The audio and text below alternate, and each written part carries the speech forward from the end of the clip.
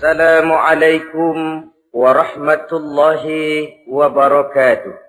Waalaikumsalam warahmatullahi wabarakatuh. Bismillahirrahmanirrahim. Alhamdulillahi rabbil alamin. Wassalatu wassalamu ala ashrafil anbiya'i wal mursalin. Imamil muttaqin. Sayyidil ghurril muhajjalin. Sayyidina wa maulana Muhammadin. Wa ala alihi wa ashabihil mujahidin at-tahirin. Amma ba'du. Saudara-saudara kaum muslimin rahimakumullah. Dalam kehidupan ini, pada satu sisi memang kita harus melaksanakan berbagai kegiatan amal ibadah. Tetapi pada sisi lain, kita juga harus menjaga. Jangan sampai amal ibadah yang sudah kita kerjakan itu dihancurkan oleh sikap kita sendiri. Bahwa kita sudah sholat, alhamdulillah. Bahwa kita sudah zakat dan memberikan sedekah, syukur. Bahwa kita sudah melaksanakan ibadah haji, thayyib. Apakah dengan demikian amal kita sudah menjadi banyak? Nanti dulu. Jangan berbangga hati dan puas diri.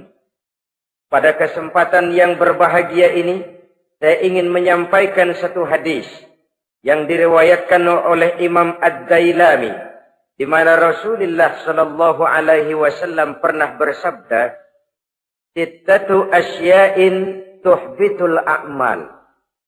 Ada 6 perkara yang bisa menghancurkan amal yang sudah kita kerjakan. Salat yang sudah kita kerjakan itu, zakat yang sudah kita bayarkan itu, haji yang sudah kita tunaikan itu, bisa dihancurkan oleh 6 perkara ini. Nanti di akhirat, pada saat setiap orang menunggu pahala dari ganjaran amal yang ia kerjakan di dunia ini, kita menanti dan menanti, ya Rabb, mana amal kebaikan saya? Mana pahala kebajikan yang saya lakukan? Hasilnya tidak ada. Amal yang kita kerjakan dihancurkan oleh sifat-sifat yang akan kita kemukakan pada pertemuan kali ini. Yang pertama yang bisa menghancurkan amal adalah al-istighalu bi'uyubil khalqi. Orang yang terlalu sibuk mencari-cari aib dan kekurangan pada diri orang lain. Habis waktunya hanya untuk mengorek-ngorek celah orang, sementara ia lupa pada aib dan celah dirinya sendiri. Sifat seperti ini menghancurkan amal yang sudah kita kerjakan. Sedangkan baginda Nabi mengajarkan, tuba liman syaghalahu aibuhu an uyubin nas. Beruntunglah orang yang kekurangan pada dirinya menyebabkan dia sibuk sampai ia tidak sempat mencari-cari aib dan kekurangan pada diri orang lain. Saudara-saudara kaum muslimin rahimakumullah. Sibuk mencari aib orang tentu bukan dengan tujuan positif. Latar belakangnya kadang-kadang karena jealous, karena hasud, kecemburuan sosial. Sore, pagi, siang, malam kita korek-korek kesalahan orang. Dengan target hancur martabatnya, jatuh kehormatan dirinya, hilang nama baiknya, dilupakan dan terisolir dari tengah-tengah masyarakat. Perbuatan yang demikian sungguh terlalu amat sangat kejam. Salat kita, puasa kita, haji kita bisa dihancurkan jikalau kita terlalu sibuk mencari-cari aib orang lain. Muslim dengan muslim itu bersaudara. Kalau kita menganggap muslim yang lain adalah saudara kita, maka aibnya adalah aib kita, kekurangannya juga adalah kekurangan kita. Pada saat kita melihat pada dirinya terdapat kekurangan, tugas kitalah menutupi. Ini yang dijamin oleh Nabi, man satara musliman satarahullahu fid dunya wal akhirah. Siapa yang menutupi aib dan celah orang-orang beriman, Allah akan menutupi aib dan celaknya di hari akhirat nanti. Zaman sekarang, zaman gosip. Zaman sekarang, zaman isu. Sehingga hal yang 1 meter pun dapat jadi 5 meter. Yang 5 meter dapat saja menjadi 10 meter. Kita sibuk membumbui hal-hal yang kita tidak tahu duduk perkara yang sebenarnya. Bahkan lebih celaka, kadang-kadang kita malah sok tahu. Memberikan vonis dari sudut pandang kita sendiri. Adalah tidak bijaksana jika kita mengukur baju orang lain dengan badan sendiri. Baju orang lain kita ukur pakai badan kita. Tentu saja enggak pas. Begitulah. Terlalu sibuk mencari-cari aib orang lain. Menghancurkan amal ibadah yang sudah kita kerjakan. Na'udzubillah. Summa na'udzubillah. Kadang-kadang hadir majelis taklim di pengajian. Ngaji setengah jam. Ngomongin orang 2 jam setengah. Tekor, defisit. Belum bergeser dari majelis taklim. Ini kan penyakit rohani. Di mana kedudukan kita antara sesama muslim bagaikan satu tubuh. Kalau yang satu sakit, yang lain ikut merasakan sakit. Yang satu terhina, yang lain ikut merasakan terhina. Jadi pada saat kita melihat aib orang lain, kita ceritakan di mana-mana, kita bongkar di mana-mana. Tentu satu hal yang jelas, kita tidak senang kepada orang itu. Kita tidak senang kepada orang itu. Dan kalau sudah tidak senang, maka fungsi persaudaraan bisa berubah menjadi permusuhan. Oleh sebab itu, kalau ada 2 orang berselisih, boleh kita bohong untuk mendamaikan 2 orang tadi. Misalnya si A sama si B berantem nih, jengkel, marah-marahan. Saudara datang ke rumah si A. A, saya dengar kamu lagi marahan sama B. Iya itu si B, kurang ajar. Bangsat, bajingan, tengik. Pokoknya kalau ketemu, awas. Ah, saya kira sih enggak begitu. Ah, tadi saya ketemu B, dia bilang malah kangen sama sampean. Dia pengen ketemu. Ingat masa lalu zaman sebantal berdua, sebatang rokok berdua. Dia kangen pengen ketemu. Padahal si B enggak ngomong apa-apa sama saya. Saya olah sedemikian rupa sampai si A tenang. A tenang, saya datang ke rumah B. B, katanya kamu lagi marahan sama si A. Iya tuh A, kunyuk, monyet. Udahlah, pokoknya kalau ketemu dia, saya hantam habis. Ah, barusan saya ketemu si A, dia bilang pengen ketemu ente. Pengen ngobrol kayak dulu, mengembalikan keharmonisan yang hilang, mengembalikan kehangatan persaudaraan yang lenyap. Si A tenang, si B adem. Kenapa? Karena bohong saya. Kesana saya ademin, kesini saya ademin. Jenis bohong seperti ini berpahala. Kenapa? Tujuannya mendamaikan orang yang sedang berselisih. Tapi kan orang bermental seperti ini jarang. Yang banyak kan tukang kompor sekarang. Taruh angetin, sini angetin, murub deh. Kata sama A, lu marahan sama B. Iya, gue kesel banget sama B. Emang? Wow. Diemang-emangin. Oh, udah, pokoknya gue mah kalau jadi elu takut sama si B. Gue buka celana, gue pakai rok deh. Si A panas. A panas, datang ke rumah B. Komporin lagi. Dua-duanya panas, koslet, terjadi perkelahian. Biang iblisnya tukang kompornya. Sampai untuk mendamaikan 2 orang yang berselisih. Diizinkan berdusta. Kenapa? Prinsip Islam itu Islam. Mencari jalan damai. Bukan mengeruhkan suasana. Inilah realitas di tengah-tengah masyarakat. Enakan ngomporin daripada nyiramin. Enakan manasin daripada mendamaikan 2 orang yang sedang berselisih. Apalagi kalau kita punya kepentingan. Main nimbrung aja kayak toge. Kagak ngerti urusan, nyampur aja nyampur. Toge kan begitu, toge ada laksa nimbrung, ada gado-gado ngikut, ada kredok masuk.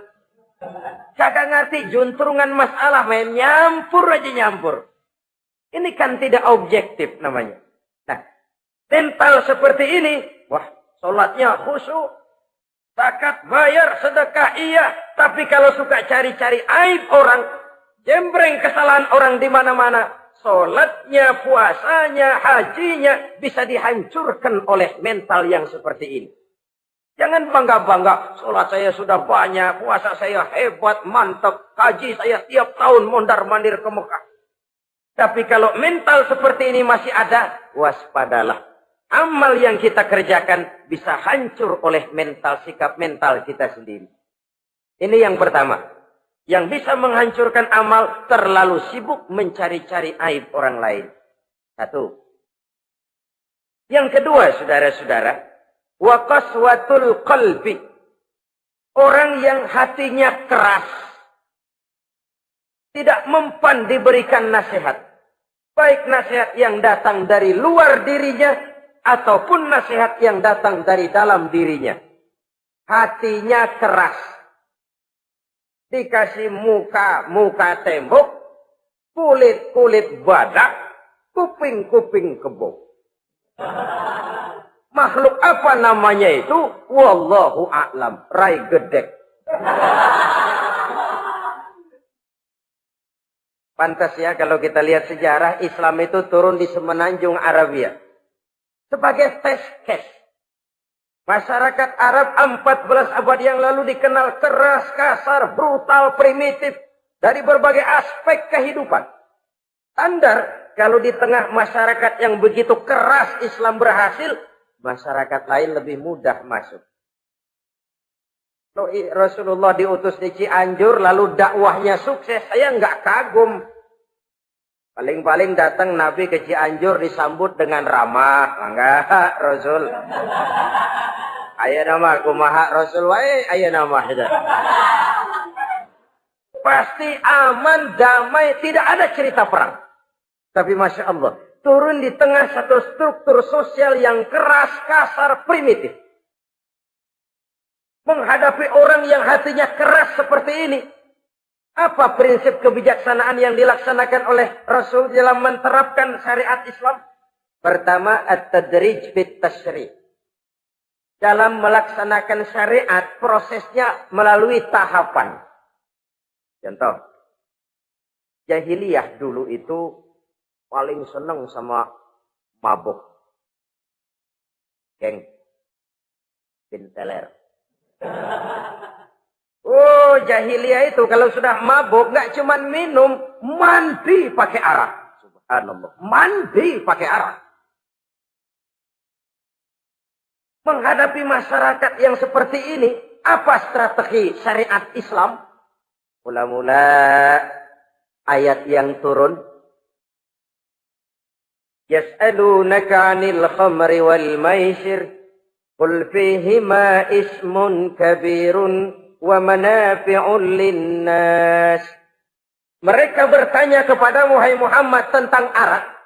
Katakan, arak itu ada manfaatnya, tapi juga ada bahayanya.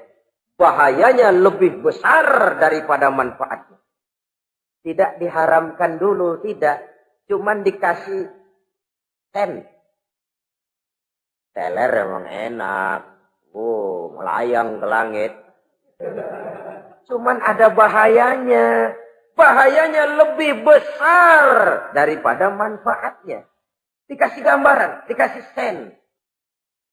Tidak diharamkan mutlak dulu, tidak. Bertahap dikit dulu. Nih. Urusannya begini nih. Ada manfaatnya, tapi ada bahayanya. Bahayanya lebih besar daripada manfaatnya. Jak rasio berpikir. Setelah tahu bahayanya lebih besar, kan dikit-dikit mulain jauh. Mulain ngurangin, jaga jarak. Setelah ada jarak, turun peringatan kedua. La taqrabus salata wa antum sukara. Jangan dekati solat kalau kamu lagi mabuk. Solat sehari semalam 5 kali. Berarti 5 kali mereka harus jaga diri. Jangan sampai mabuk. Makin jauh. Setelah jauh sekali, kira-kira tidak goyah, turun vonis. Innamal khamr wal maisir wal ansab wal azlamu rijsun min amali syaitan fajtanibu la'allakum tuflihun. Arak itu najis, kotor, perbuatan setan. Jauhi. pasti kamu akan beruntung. Baru timbul hukum haramnya. Orang udah nggak kaget. Kenapa? Pagi-pagi udah dikasih sen. Bahayanya lebih besar. Kalau sholat jangan, kalau mabuk jangan mendekati sholat. Makin jauh. Ini tahapan. Sama juga kita kan. Begitu jebrol lahirnya cuman susu ibu. Gedean dikit sang Ambon. Kan gitu. Gedean dikit pisang ulek. Gedean dikit nasi. Udah gede bener jengkol jijelin.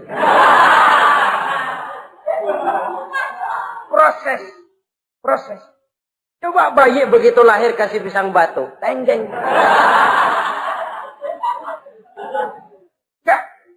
Gak kuat menerima, belum waktunya. Ini proses yang dilaksanakan oleh strategi syariat Islam untuk mengobati penyakit qaswatul qalbi ini. Keras hati. Syariatnya bertahap. Tidak drastis. Tidak kalau sudah begitu ya mesti begitu. Tidak.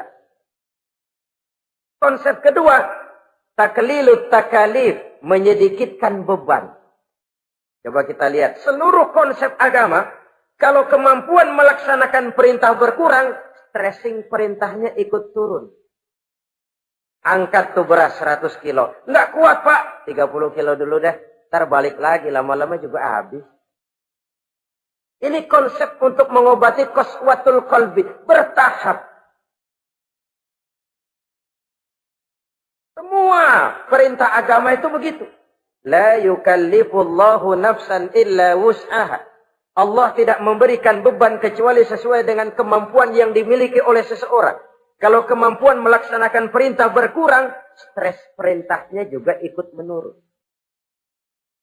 Sholat wajib diri. Kalau mampu.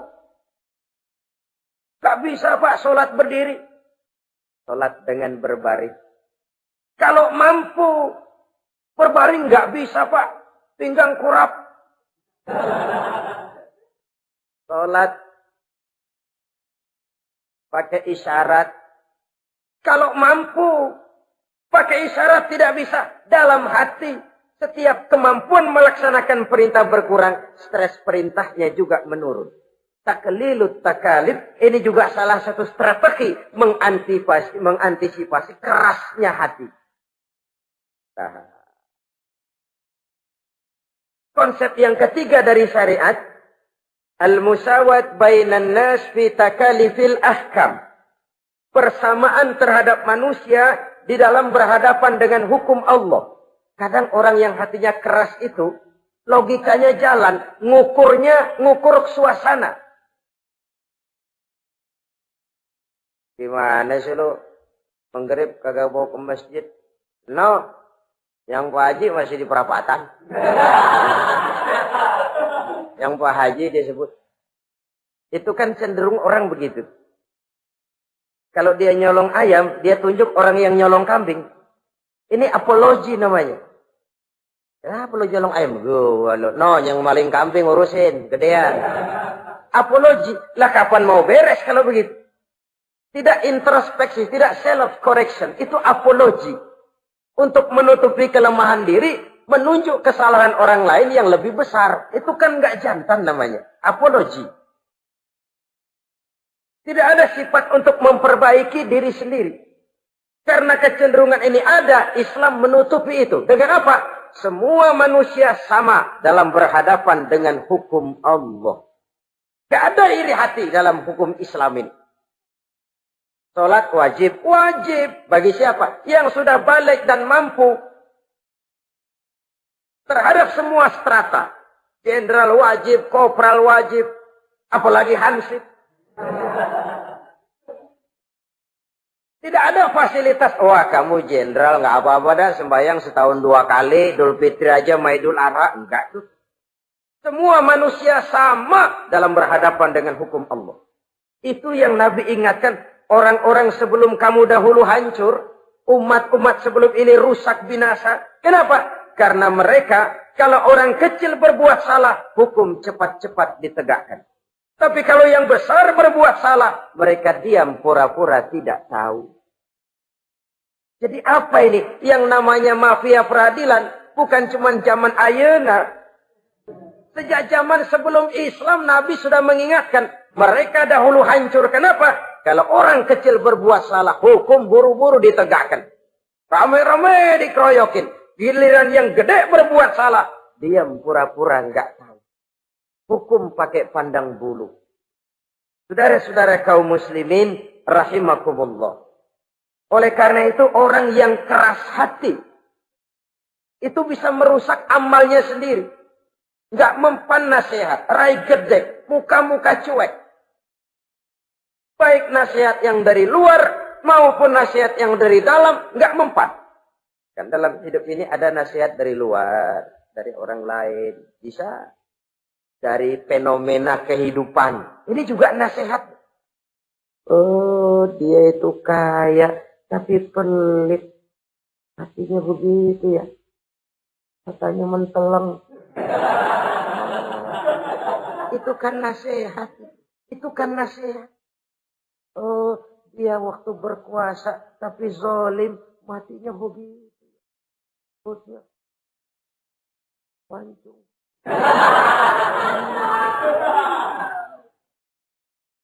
Fenomena kehidupan yang kita lihat, yang kita dengar, yang kita saksikan, itu semuanya bisa nasihat. Unzuru kaifa kana akibatul mukadzibin. Lihat kehidupan ini. Dunia ini kan sebuah sekolahan besar. Semua yang kita lihat, kita saksikan, kita pelajari, bisa jadi contoh buat kita. Orang yang bijak, yang bisa mengambil hikmah dari manapun datangnya. Baik dari yang baik, maupun dari yang tidak baik. Saudara-saudara kaum muslimin, rahimakumullah. Nasihat yang datang dari luar. Dari orang atau dari fenomena kehidupan. Atau nasihat yang tumbuh dari dalam diri sendiri. Perubahan organisme tubuh. Itu kan nasihat. Ya Allah. Sekarang cantik jelita. Iya, sedang sweet 17-an. Rambutnya hitam, ikal berderai. Iya, semua memuja, memuji. Alisnya katanya laksana semut beriring. Dagunya bak pauh dilayang. Kalau dia senyum, semua orang terpesona. Sekarang 50 tahun yang akan datang, coba senyum, kabur orang. Fenomena kehidupan. Apa yang tidak berakhir? Kenapa harus keras hati?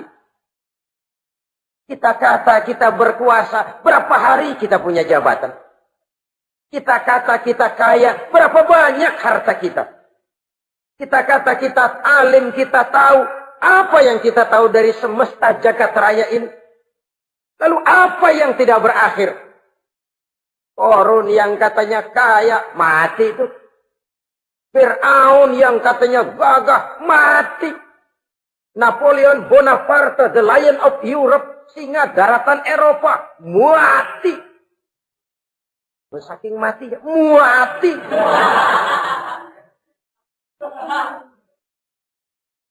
Kenapa harus keras hati? Kenapa tidak melihat perubahan fenomena alam sekitar ini? Apa yang tidak berakhir? Apa yang tidak selesai? Lalu apa yang mau kita sombongkan? Kenapa kita harus keras hati?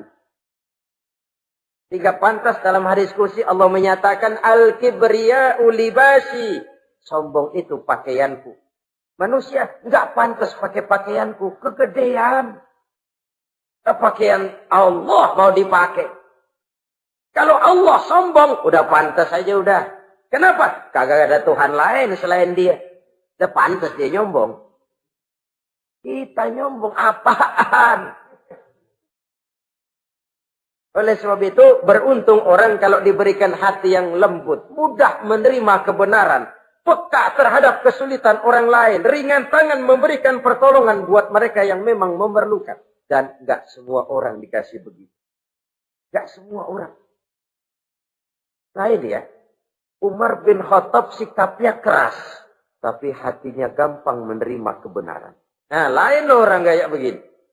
Keras sikap boleh keras, tapi hati mudah menerima kebenaran. Wah, kalau Umar kerasnya kan luar biasa. Tapi hatinya kok gampang menerima kebenaran. Ini hidayah. Coba lihat waktu berita Rasulullah meninggal dunia. Sampaikan oleh para sahabat, Umar jengkel, cabut pedang. Siapa bilang Muhammad mati, saya tabas batang lehernya. Dia enggak siap menghadapi kenyataan. Emosinya yang jalan, bukan rasionya. Keras. Bilang deh, Muhammad meninggal. Saya tabas batang lehernya. Untung ada Sayyidina Abu Bakar. Beliau tidak bicara langsung, cuma pidato. Ayyuhan nas, man kana ya'budu Muhammadan fa inna Muhammadan qad mata. Wa man kana ya'budu Allah fa inna Allah hayyun la yamut. Hai manusia, siapa yang menyembah Muhammad, Muhammad sudah meninggal. Tapi siapa yang menyembah Allah, Allah maha hidup dan tidak akan pernah mati buat selama-lamanya. Sayyidina Umar tersentak. Subhanallah, saya salah. Bagaimanapun Muhammad hanya seorang manusia. Saya cinta dia, saya suka dia, nyawa saya pertaruhkan untuk dia. Tapi dia manusia dan saya tidak menyembah Muhammad. Ia sadar akan kekeliruannya, berlinang air matanya. Keras sikapnya, tapi lembut hatinya. Nah, yang kayak begini, bagus. Ini udah sikap keras, hati keras, yaitu tadi. Buka tembok, kulit buadak, kuping kebo. Diapain aja udah nggak mempan aja udah. Susah yang kayak begini. Saudara-saudara, ma'asyiral muslimin, rahimakumullah. Jadi yang kedua, yang bisa menghancurkan amal kita, orang yang hatinya keras. Wah. Yang ketiga sekarang, yang bisa menghancurkan amal kita itu, wa hubbud dunya. Orang yang terlalu cinta kepada dunia. Nih, pakai kalimat terlalu. Ya. Kalau sekadar cinta kepada dunia, why not? Kita cinta anak dan istri, wajar. Kita cinta harta benda, tentu. Kita cinta sanak famili dan seluruh handai tolan, memang. Kita juga cinta kepada bangsa dan tanah air. Itu bagian dari iman, persilahkan. Yang tidak boleh itu kalau sudah pakai kalimat terlalu. Terlalu. Sebab kalau sudah terlalu, itu sudah di luar kontrol. Orang lalu menghalalkan segala cara. Terlalu cinta kepada jabatan. Akhirnya bergeser. Sholat menghadap Allah. Dengar mau pindah jabatan ke tempat kering. Gerasak gerusuk nyari dukun. Ini kan namanya iya kanak budu wa dukun nasta'in. Nggak bisa wong itu satu paket. Kalau iya kanak budu wa iya kanasta'in. Kalau hanya kepadamu ya Allah kami menyembah. Hanya kepadamu kami minta tolong. Ini paket, jangan dipisah-pisah. Menyembahnya kepada Allah, minta tolongnya kepada yang lain. Sinkret, bercampur. Iya, kalau es campur enak. Tapi kalau agama dicampur dengan yang lain, nggak enak rasanya. Sama juga begini, ada gelas ya. Kalau sepenuhnya diisi bensin, itu ketahuan, bisa diminum motor. Kalau sepenuhnya diisi air putih, jelas bisa diminum orang. Tapi begitu separuh diisi bensin, separuh diisi air putih, kacau dah. Motor minum, mogok. Orang minum, mabok. Dijual juga nggak laku. Kenapa? Sinkret. Maka Allah pesan, wala talbisul haqqa bil batil. Jangan kau campur aduk yang hak dengan yang batil. Saudara-saudara kaum muslimin, rahimakumullah. Begitulah terlalu cinta kepada dunia sering menyebabkan orang out of control. Bergeser dari garis yang telah ditentukan oleh Allah. Apalagi di zaman sekarang ini. Persaingan hidup makin tajam. Tensi ekonomi semakin tinggi. Gaya hidup semakin konsumtif. Sementara lapangan kerja semakin sulit. Orang kadang kehilangan harga diri untuk mencapai sesuatu yang bernama dunia, lalu menghalalkan segala cara. Sebab itu jangan korbankan keabadian akhirat dengan kesenangan dunia yang cuma sebentar ini. Jangan sia-siakan keabadian akhirat dengan kesenangan dunia yang kadang fata morgana ini. Cintailah dunia, tapi sekadarnya saja, sebagai ladang untuk menanam bagi kepentingan di akhirat nanti. Terlalu cinta kepada dunia bisa menghancurkan amal yang sudah kita kerjakan. Ini yang ketiga. Yang keempat, wa qillatul haya. Orang yang sedikit rasa malunya. Rasa malu merupakan bagian daripada nilai-nilai keimanan. Apabila rasa malu berkurang, artinya nilai iman juga ikut menurun. Kita melihat sekarang ini banyak orang pakai pepatah Arab dalam hidup ini. Bul ala zamzam fatu'raf, kata orang Arab. Kalau kepengen terkenal, kencingi sumur Zam-Zam. Itu bakal ngetop ke seluruh dunia. Sumur Zam-Zam dikencingin. Itu akan terkenal ke seluruh dunia. Terkenal apanya? Terkenal gilanya. Jadi apa maksud pepatah ini? Kalau pengen cepat terkenal, bikin yang aneh-aneh. Yang orang lain nggak kerjain, kerjain. Yang orang lain nggak pakai, pakai. Nanti kan aneh, dilihat orang. Kalau dilihat orang kan cepat ngetop. Pantas apa tidak nomor 18. Yang penting terkenal aja dulu dah. Artinya apa? Rasa malu dikuburin. Rasa malu disingkirin. Kalau sudah sedikit rasa malu, tidak terhalang melakukan perbuatan-perbuatan yang negatif. Satu contoh. Tujuan utama diperintahkan berpakaian itu kan menutup aurat.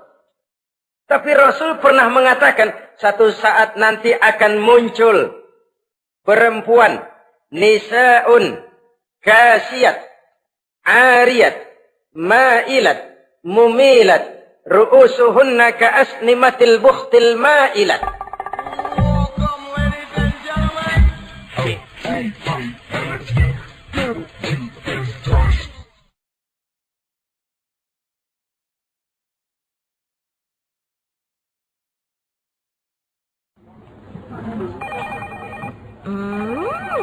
What is it? Oh, a new chocolate product by the Integral CJ's Management. What chocolate? No, my girl. It's a new CJ's brand. Kepalanya ditata begitu rupa persis kayak punggung onta. Itu rambut lagu apa tahu deh. Ini kan fenomena berpakaian tapi telanjang. Kenapa? Yang dikejar mode, yang dikejar merek. Kiblatnya Paris, London, Roma. Imamnya siapa? Pierre Cardin, Christian Dior, Escada, Etienne Egner. Merek yang dikejar, mode yang dikejar, aurat pontang-panting. Ditambah oleh tayangan-tayangan berbagai iklan yang merangsang anak-anak kita untuk hidup konsumtif. Yo, iyo yo. Cocok iya jeng urang yo. Terangsang dia untuk konsumtif. Dihadapkan kepada kenyataan. Suasana ekonomi enggak menunjang. Orang tua lemah ekonominya. Dia lihat sekelilingnya ternyata yang lain juga begitu. Banyak teman senasib kumpul.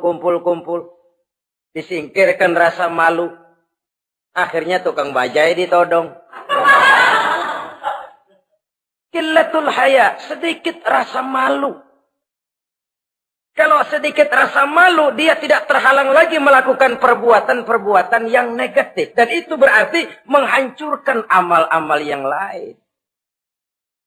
Sebab itu budaya malu ini sangat penting. Coba kalau dia hinggap di hati seorang pejabat. Pejabat yang punya rasa malu, Masya Allah, membawa manfaat yang besar buat rakyatnya. Contoh saja ya, di Jepang itu ada Perdana Menteri Hosokawa, saudara-saudara dengar. Baru 8 bulan jadi Perdana Menteri. Dia dijuluki Mr. Clean, Mr. Bersih. Diisukan terlibat skandal, cuma 4-6 miliar rupiah. Itu pun buat kampanye kemenangan partainya. Diisukan begitu rupa, malu Hosokawa. Malu mengundurkan diri, baru 8 bulan jadi Perdana Menteri. Mundur. Malu. Padahal Hosokawa nggak kenal ketuhanan yang Maha Esa. Nggak kenal. Tapi budaya malunya luar biasa. Nah kalau sudah pejabat nggak punya malu. Habis. Kan sekarang umpamanya nih. Ada impres desa tertinggal. Disunatin. Sampai marah betul itu Bapak, para pimpinan negara kita itu. Tidak ada maaf bagi pejabat yang nyunatin identitas. Kenapa? Kan tipis rasa malu. Turun dari atas sunatin, turun ke bawah sunatin, turun ke bawah sunatin lagi. Nyampe bawah tetelan doang dikit banget. Kebanyakan tukang sunat, saudara-saudara. Budaya malu yang nipis. Orang kaya kalau punya budaya malu, bawa rahmat bagi lingkungannya. Ulama kalau punya rasa malu, nggak jual ayat menghalalkan yang haram, mengharamkan yang halal. Bagaimana Kiai? Haram! Karena belum dapat bagian. Begitu dapat jatah, haram dikit dah.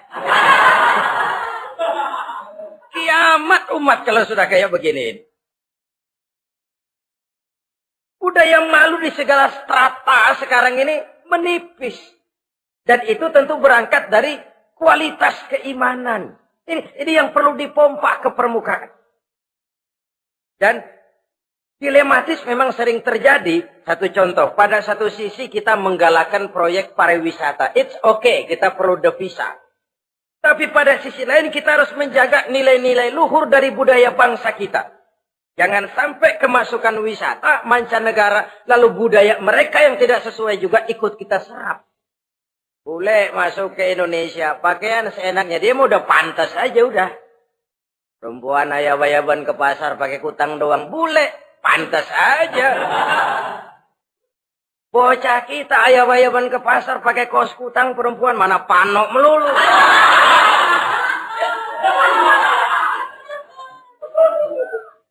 Menipisnya budaya malu. Ada standar. Bahwa mode, hal kedua. Merek apalagi. Yang pertama itu menutup aurat. Dari sisi berpakaian saja. Kalau anak-anak kita diracuni oleh yang namanya mode, diracuni oleh yang namanya merek, dia akan terbuai hidup dalam alam kepalsuan. Sekarang ini hidung pesek bisa dibikin mancung. Kulit keriput jadi kencang. Operasi plastik. Pada sisi lain pengaruh duit juga luar biasa. Ya laki-laki keriput kalau habis gusuran kencang lagi. Pasaran keras lagi. Oleh sebab itu budaya malu ini perlu kita kembangkan. Supaya di semua strata sosial memiliki budaya yang namanya malu. Sederhana memang, tapi tidak semudah mengucapkannya. Sampai-sampai dijadikan taruhan, al-haya'u minal iman. Rasa malu itu bagian daripada iman. Dan malu yang tertinggi, kalau sudah punya malu kepada Allah, itu puncak. Puncaknya di situ. Kalau cuma malu sama mertua, ngaling aja dikit, dia kagak tahu. Kalau cuma malu kepada petugas keamanan, terlalu banyak tempat yang mereka nggak lihat. Tapi kalau sudah budaya malu kepada Allah, tidak sejengkal tanah pun terhalang dari pengetahuan Allah. Ini nantinya juga punya pengaruh sosial. Sosial kontrol sekarang juga sudah renggang. Dulu kalau ada hal yang dianggap aib, satu kampung tahu. Malunya selebar awak. Sekarang budaya hidup sudah individualis. Tetangga mau apa kayak cuek aja udah. Akhirnya orang anteng lah. Nggak apa-apa ini dah tenang aja dah. Besok begitu aja lagi. Sosial kontrol juga sudah agak renggang sekarang ini. Kalau dulu orang punya rasa sosial kontrol yang begitu dekat. Oleh sebab itu, budaya malu merupakan bagian daripada iman. Orang yang sedikit rasa malunya bisa lepas kontrol. Kalau dia sudah lepas kontrol, dia bisa melakukan hal-hal yang merusak amal perbuatannya sendiri. Oleh karena itu, pada pertemuan kali ini, saya juga mengajak, mari kita tumbuh kembangkan budaya malu ini. Saudara-saudara kaum muslimin, rahimakumullah. Yang kelima, yang bisa menghancurkan amal kita, watulul amal. Orang yang terlalu panjang angan-angannya. Hidup dalam bayangan. Kakinya tercabut dari alam realitas. Mengharap burung terbang tinggi, tapi punai di tangan cepat-cepat dilepas. Akhirnya burung di tangan terlepas, punai juga tidak datang. Terlalu panjang angan-angan. Hidup cuma nunggu keajaiban. Yang diwiridin jikalau. Orang sudah kemana-mana, dia masih anteng. Jikalau, andai kata, umpama misalnya. Islam bukan agama orang pemalas yang selesai sholat lalu berpangku tangan. Ada orang yang cuma sujud saja rezekinya mengalir. Ada orang yang cuma munajat di keheningan malam. Rezekinya mengucur. Ada. Tapi kan bukan kelas kita. Itu kelas antara dia dengan Allah, tidak ada jarak lagi. Orang-orang yang batinnya bersih. Doanya didengar. Permohonannya dikabulkan. Permintaannya cash. Kalau kita bisa bayang cuma nadah doang, nggak mau usaha, paling banter orang undang tahlil kita.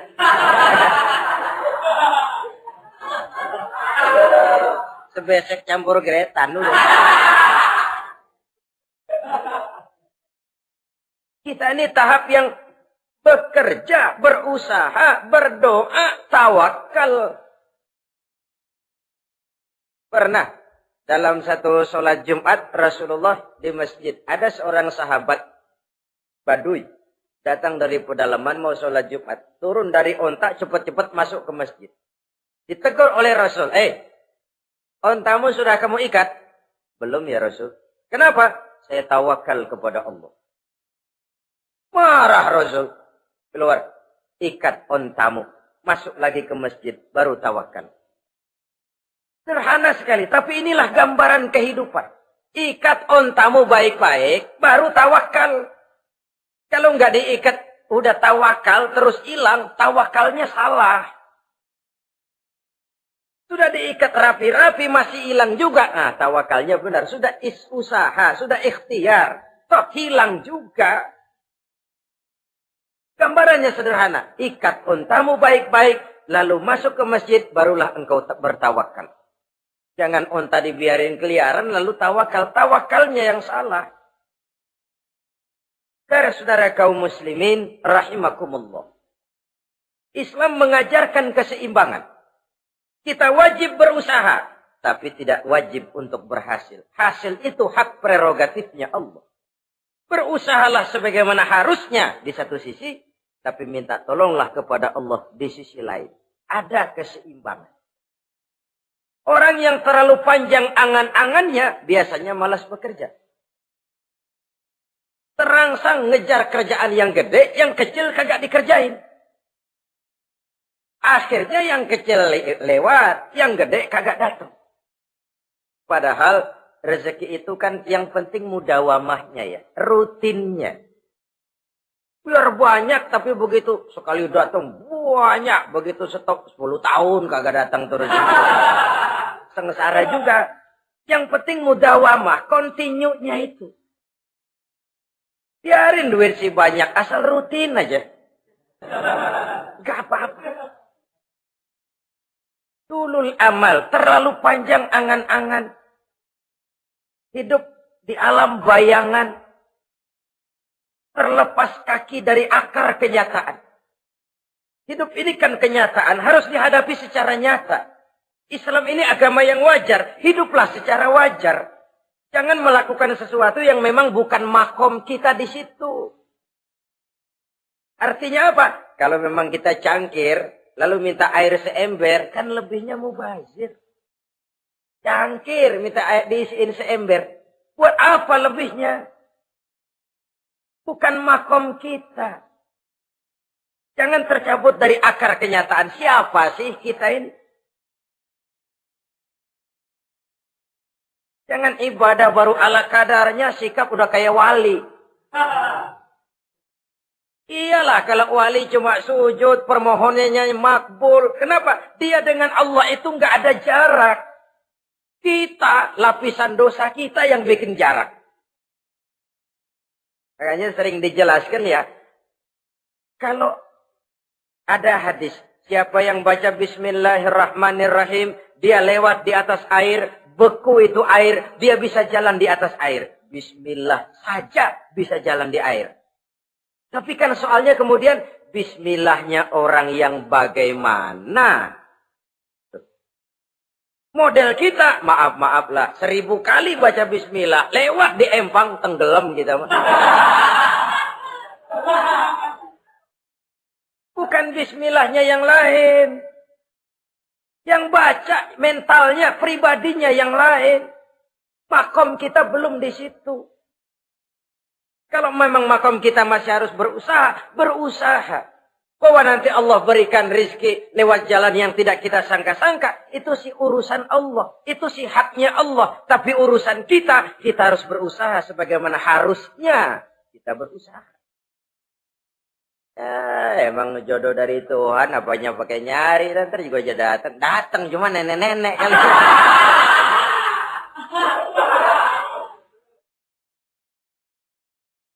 Bekerja, berusaha.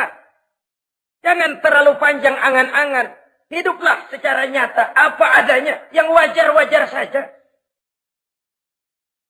Tinggal di gubuk reot, hidup pakai gaya jet set. Ngagul dah. Sama merek mobil kenal banget, mobil orang-orang. Udah bukan main kalau ngomong dah. Di atas awan hidupnya. Di atas awan. Ngomong gak ada yang kecil. Gak pakai juta udah. Miliar. Triliun. Ngerokok tetap aja ngombe.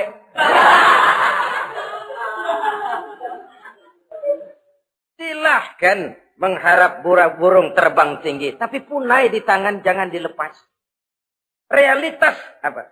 Idealisme boleh terbang setinggi langit. Tapi kaki tetap berpijak di alam realitas. Ayo kita ngambil contoh dari Rasulullah Shallallahu Alaihi Wasallam. Rasulullah itu kan dikasih mukjizat, fasilitas, tapi nggak ngandelin. Buktinya apa? Nabi hijrah ke Madinah. Itu kan manusia. Posisi kita terjepit. Ayo hijrah, berangkat. Gak ngandelin Tuhan. Pojok ini dikepung, kirim dah apaan kayak biar pada mampus nih orang ini. Enggak tuh. Enggak. Walaupun beliau punya mukjizat. Tapi enggak ngandeli. Kenapa kita enggak lihat itu? Perang Uhud kalah. Berlumur darah dari kakinya yang mulia itu. Kalau ngandelin mukjizat, apa pantas Nabi kakinya sampai berdarah? Apa pantas sampai kalah? Kenapa enggak rekes, simsalabim, hancur musuh? Tidak, beliau tidak tercabut dari akar kenyataan. Beliau manusia, hidup dan berjuang secara manusiawi. Perkara Allah mau kirimkan mukjizat, itu haknya Allah. Waktu di Taif, saudara masih ingat. Dilontari dengan batu, menghindar ke kebun anggur. Turun malaikat Jibril, Muhammad. Innallaha amaroni an uti'ak. Allah perintahkan saya datang menemuimu di sini untuk mendengar komandomu. Sekarang apa mau kamu? Kalau mau kau orang Taif yang melontari kau dengan batu hancur, saat ini saya angkat Jabal Uhud. Saya timpakan mereka biar mati semua. Bagaimana? Dalam keadaan terpojok. Dilemparin batu, dikeroyokin, menghindar ke kebun anggur. Turun Jibril nawarin bantuan. Apa jawab Nabi? Jangan Jibril. Jangan. Saya diutus bukan buat ngancurin orang. Saya ini rahmah bagi alam. Tapi kamu disambitin. Biarin. Saya berjuang jangka panjang, Jibril.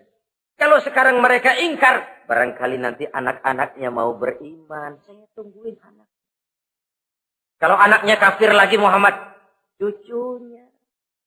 Oh, susah Muhammad, susah. Kenapa? Bagaimana bapak, begitu anak. Enggak begitu. Lalu mau kamu apa? Saya mendoakan mereka. Allahumma hdi qaumi fa innahum la ya'lamun.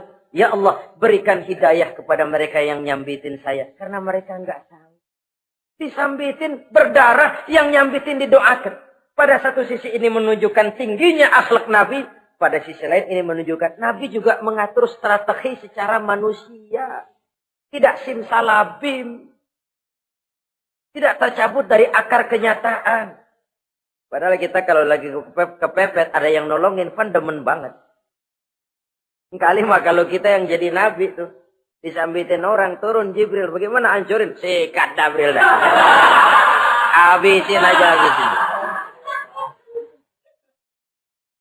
Hijrah ini usaha ikhtiar manusiawi. Perang kalah manusiawi. Putra tercinta wafat berlinang air mata manusiawi. Sakit manusiawi. Padahal punya mukjizat. Tapi enggak ngandelin. Semua nabi juga gitu. Nabi Musa dikasih tongkat. Tapi berapa kali tuh tongkat dipakai? Waktu ngelawan tukang sihir. Waktu nyebrang di Lautan Merah. Itu aja. Selebihnya Nabi Musa berjuang secara manusia. Berusaha. Gak mentang-mentang punya mukjizat. Tongkat tiap dapat kesulitan. Awas tongkat.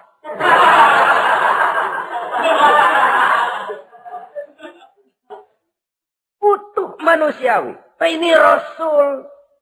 Kenapa kita nggak lihat itu? Kenapa kita lalu tercabut dari akar kenyataan dan hidup dalam khayalan? Sampai-sampai di satu anekdot yang menyentuh. Sekarang ini akibat tayangan-tayangan televisi begitu rupa. Ada seorang bapak ditanya sama anaknya. Pak, Tuhan sama Batman kuatan mana sih?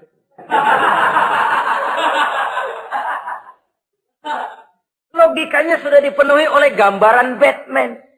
Bahwa Batman itu kuat, gagah, menolong yang lemah. Timbul logika. Kuatan mana sama Tuhan gitu. Pengaruh yang dia lihat itu membentuk opini. Sama juga sekarang coba lihat ibu-ibu. Kalau udah Cassandra, itu masakan ditinggal tuh angus di dapur. Angit tuh tempe juga. Saudara-saudara kaum muslimin, rahimakumullah. Begitulah yang kelima, yang bisa menghancurkan amal kalau orang terlalu panjang angan-angan. Hiduplah secara wajar karena Islam memang agama yang wajar. Jangan melakukan sesuatu yang memang bukan makom kita di situ. Jangan melakukan sesuatu yang memang bukan posisi kita di situ. Kullun ya'mal ala syakilatih. Jangan minta ayam menggonggong. Jangan minta kambing mengeong. Bukan bagiannya. Bukan bidangnya. Sama juga orang ngomong, apaan mubalik kerjanya ngomong doang. Sekarang kan zaman pembangunan. Mana ada mubalik ngurus irigasi. Nah, kalau mubalik ngurus irigasi, apa lurah mau ngajar fikih? Jangan tercabut dari akar kenyataan. Toh, prinsip modern saja mengajarkan the right man on the right job. The right man on the right place. Orang harus ditempatkan sesuai dengan bidangnya. Jangan tercabut dari akar kenyataan. Inilah kita. Dan inilah yang harus kita lakukan. Hidup ini kenyataan. Hadapilah secara nyata. Perkara Allah mau membuat yang lain. Itu hak prerogatif Allah. Bukan urusan kita. Yang terakhir saudara, yang keenam yang bisa menghancurkan amal kita, wa zalimun la yantahi.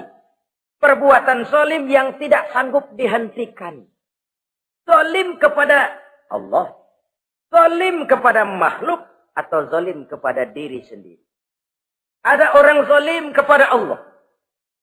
Begini banyak nikmat yang diberikan Allah, nggak sanggup dah kita ngitungnya. Dari bangun tidur sampai tidur lagi nikmat nggak pernah berhenti itu. Bahkan kita tidur sendiri. Sadar nggak kita waktu tidur nggak berdaya? Coba ketika kita ngorok pulas, andai kata kecoa 16 masuk ke kuping kita. Siapa yang mau jagain? Siapa yang mau jagain? Nikmat. Belum pernah nikmat Allah berhenti. Begini banyak nikmat yang diberikan. Dan Allah cuma minta satu, syukuri nikmat itu.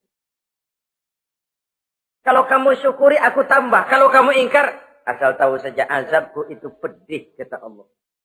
Orang yang zalim kepada Allah, orang yang tiap hari memakan nikmat Allah, tapi enggak pernah mensyukurinya. Akaltum ni'mata rabbikum walam tashkurulah. Kamu makan nikmat Tuhanmu, tapi enggak pernah kamu bersyukur kepadanya. Itu zalim kepada Allah. Wah, dalam hidup ini kan kita dikasih waktu 24 jam sehari semalam. Sehari semalam, 24 jam. 24 jam itu Allah kan enggak minta semua. 5 waktu saja kau lapor kepada aku. Sholat. Sholat kalau bagus, 10 menit kan. Aroda tuh sholat bagus. Kilat, 5 menit dah. Kilat khusus, 2 menit. Cepet dia nggak pakai perangko. Taruhlah yang menengah kita ambil 5 menit. Kalau 5 waktu, 5 kali 25, 5 kali 5 berarti 25 menit untuk lapor. Hai manusia, aku kasih kau hidup 24 jam. 25 menit kau lapor. Banyak yang berat. Padahal sisanya masih 23 jam 35 menit. Wah, gambaran ini. Zalim kepada Allah. Padahal zalim kepada Allah yang rugi bukan Allah. Se-ASEAN tidak ada yang sujud. Apa Allah tekor? Apa Allah lalu berhenti jadi Tuhan? Apa Allah lalu jadi lemah? Tidak. Zalim kepada Allah artinya juga zalim kepada diri sendiri. Lalu zalim kepada sesama makhluk. Kadang tidak kita sengaja.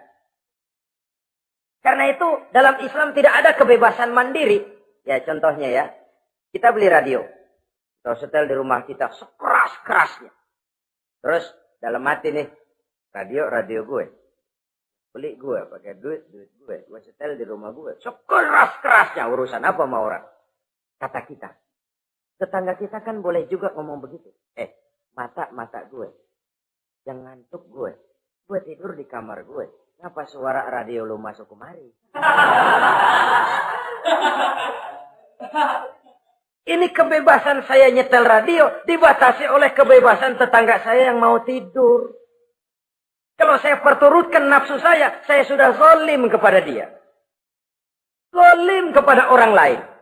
Dan yang banyak tidak kita sadari, zalim kepada diri sendiri. Membiarkan diri hanyut dalam munkarat dan tanpa ada usaha untuk menghentikannya. Tidak ada orang yang bisa mencelakakan diri kita terus-menerus kalau bukan diri kita sendiri. Tidak ada yang bisa menyelamatkan diri kita kalau bukan kemauan kita yang tinggi untuk menyelamatkannya. Allah sudah ciptakan kita dalam bentuk yang paling mulia. Fi ahsani taqwim.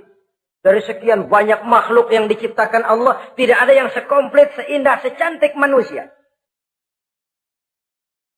Ini harus dijaga. Jangan posisi yang sudah tinggi ini kita rendahkan sendiri. Fi ahsani taqwim posisi kita. Tapi kita rendahkan. Kita kembali asfala safilin. Posisi yang paling rendah. Kita zalimi diri kita sendiri. Karena itu, zalim kepada Allah, zalim kepada orang lain, zalim kepada diri sendiri, akarnya sama, mendatangkan kerugian. Dan bisa merusak amal yang sudah kita kerjakan. Oleh karena itu, mari sama-sama kita berusaha. Pada satu sisi kita melaksanakan amal ibadah sebagaimana yang seharusnya. Tapi pada sisi lain kita menjaga nilai-nilai ibadah. Jangan sampai hancur oleh perbuatan kita sendiri. Sekianlah jumpa kita kali ini. Insya Allah kita lanjutkan di lain kesempatan. Terima kasih atas segala perhatian. Mohon maaf atas segala kekurangan. Usikum wa nafsi bitaqwallah. Wassalamualaikum warahmatullahi wabarakatuh.